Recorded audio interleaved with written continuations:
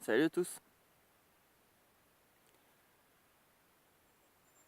Vous vous rendez compte qu'on est dans le découpage de l'humanité? C'est-à-dire qu'on s'est mis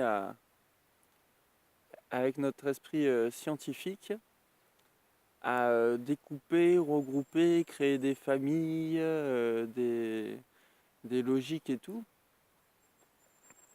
Et on a tellement fait ça qu'on a commencé par absorber le monde par petit découpage méthodique. Petit découpage méthodique, tu vois.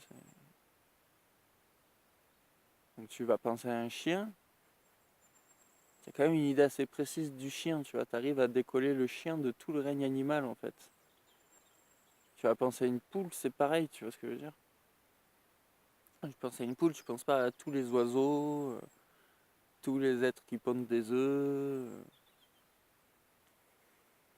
Et donc on s'est mis à pouvoir communiquer le monde euh, que quand il était finalement tronqué, au mieux de notre précision, quoi. Ça reste toujours un échantillon du monde. Et on arrive à une représentation assez folle du découpage du monde, c'est la photo.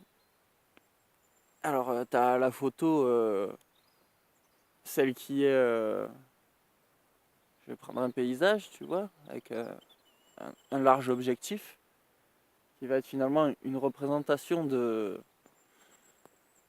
notre visuel immortalisé. Et après, tu vas être la photo rapprochée, tu vois. Comme là, je te prends ma gueule en gros angle principal parce que je suis le sujet, sur un fond relativement secondaire. Pourtant, je garde une certaine trame, j'essaye de te montrer que de la nature, tu vois. Donc, je te montre une forme de découpage et de reconstitution de la réalité composée à quasiment 100% de nature et de moi, tu vois. J'entends, t'as un mur et un bruit, tu vois, maximum. Donc, ça reste quand même assez tronqué. Et alors, la photo, avec le retouchage photo et tout, on arrive dans l'absolu de... Non seulement je prends qu'un petit morceau de la réalité, et en plus je la déforme, la réalité. Et au final, on vit plus dans le monde réel. C'est assez fou. T'as des générations entières de personnes qui vont se masturber sur des images et des représentations humaines qui n'existent pas. On a pris une femme et puis derrière on te la Photoshop, tu vois. Et derrière, tu as un schéma neuronal qui s'installe dans ton cerveau de représentation de ton idéal féminin basé sur des idéaux féminins représentés qui n'existent pas, qui n'existent que dans les, je dirais au mieux les fantasmes, mais les fantasmes ne sont des fantasmes remplis de cette existence que parce qu'on trafique des photos. Avant qu'on trafiquait des photos, je pense que nos fantasmes étaient avec des femmes normales, des femmes, des vraies femmes, tu vois, un peu comme ma femme, tu vois, moi. C'est facile voir que c'est pas ça va pas du tout être une femme qui va être mise en avant par la société. Et pourtant, moi qui la... C'est très bizarre de dire comme ça, mais moi qui pratique ma femme, et qui ai pratiqué le porno, ainsi que la vue de toutes ces femmes retouchées et tout, euh,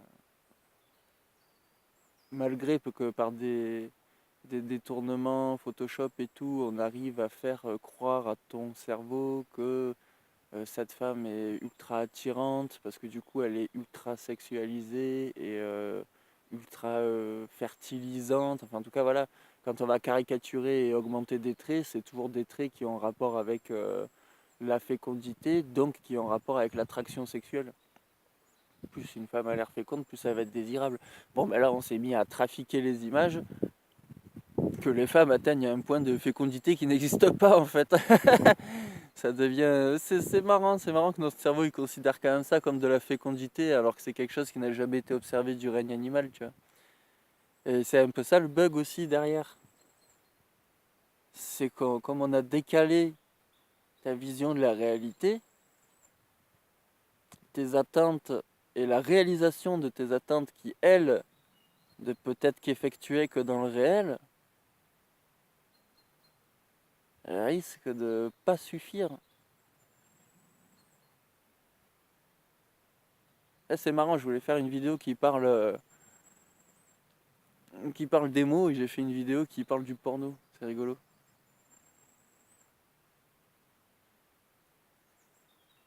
De la fausse représentation, des photos, enfin du troncage de la réalité. Et ça entraîne des dérives assez monstrueuses. Et au final, comme tronquer la réalité, c'est absorber une réalité fausse, parce qu'au mieux, elle est incomplète, si elle n'est pas pervertie.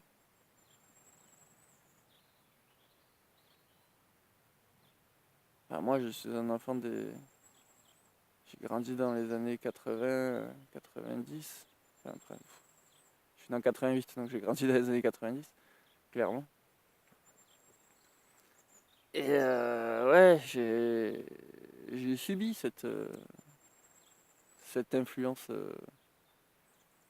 parfaitement néfaste qui n'est que satisfaction et qui n'est rien donc.